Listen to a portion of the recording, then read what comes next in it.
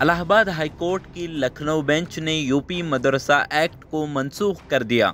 الہ آباد high court کے ایک فیصلے نے مدارس کو کنٹرول کرنے والے ایک اہم ایکٹ کو غیر قانونی قرار دیتے ہوئے 16,000 سے زیادہ ریکگنائزڈ اور 8,000 سے زیادہ ان ریکگنائزڈ مدارس کو دوچار کر دیا ہے۔ بینچ نے یوپی بورڈ آف مدرسہ ایجوکیشن ایکٹ 2004 کو غیر آئینی قرار دیتے ہوئے کہا کہ یہ سیکولرزم کے اصول، آئین کے آرٹیکل 14, 21, A21 کے ساتھ ساتھ section 22 university grants commission act 1956 کی خلاف ورزی ہے۔ عدالت کے فیصلے کے بعد مدارس کے بند ہونے کے امکان نے تقریباً 10,000 اساتذہ اور 26 لاکھ سے زیادہ طلبہ کا مستقبل یقین سے خالی کر دیا ہے۔ عدالت نے مدارس کے طلبہ کی بڑی تعداد کو دیکھتے ہوئے ریاستی حکومت کو ہدایت دی کہ ان طلبہ کو ریاست کے پرائمری، ہائی اسکول اور انٹرمیڈیٹ تعلیمی بورڈ کے تحت تسلیم شدہ باقاعدہ اسکولوں میں جگہ دی جائے۔ اس میں یہ بھی کہا گیا کہ ان اسکولوں میں اضافی نشستیں پیدا کی جائیں اور ضرورت پڑنے پر نئے اسکولز بھی قائم کیے جائیں، جبکہ مدرسہ انجمنوں نے کہا کہ وہ ہائی کورٹ کے فیصلے کو سپریم کورٹ میں چیلنج کریں گے۔ حالانکہ وہ حیران ہیں کہ اس فیصلے کا فوری اثر کیا ہوگا۔ 16,513 تسلیم شدہ مدارس ہیں، جن میں سے 560 کو حکومت کی مدد حاصل ہے اور یوپی میں